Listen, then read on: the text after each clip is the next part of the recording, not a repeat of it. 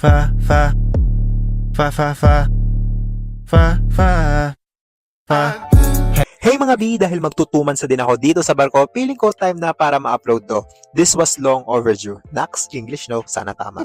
So mula sa amin, nag-grab na lang ako. Di na ako nagpahatid kasi baka maiyak lang ako eh. Tsaka less gastos na din talaga. Eme! Pagkadating ko ng NAIA, pumila na ako sa check-in baggage ko. Emirates nga pala yung airline ko.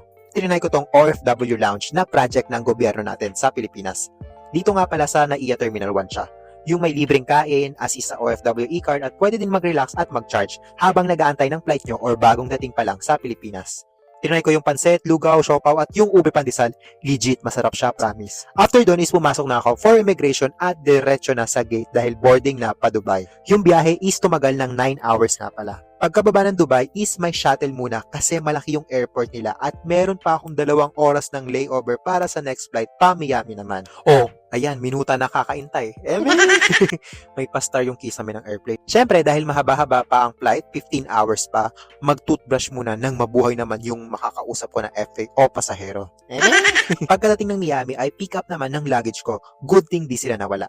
At meron ang nag-aantay sa amin sa airport na representative para sa shuttle at hotel. At may kanya-kanyang shuttle yung mga hotel depende kung saan ka mag-check-in. Fun facts or trivia lang, alam nyo ba na itong Mikosuke Hotel, yung pinakaunang hotel ko sa US way back November 21 of 2018, noong New Year pa ako. Wala lang, gusto ko lang share. After more than 25 hours na biyahe is at last dumating na rin ako dito sa Miami. At ang hotel ko nga pala is itong Mikosuke Hotel. Mag-room tour muna tayo. So, may 2 bed.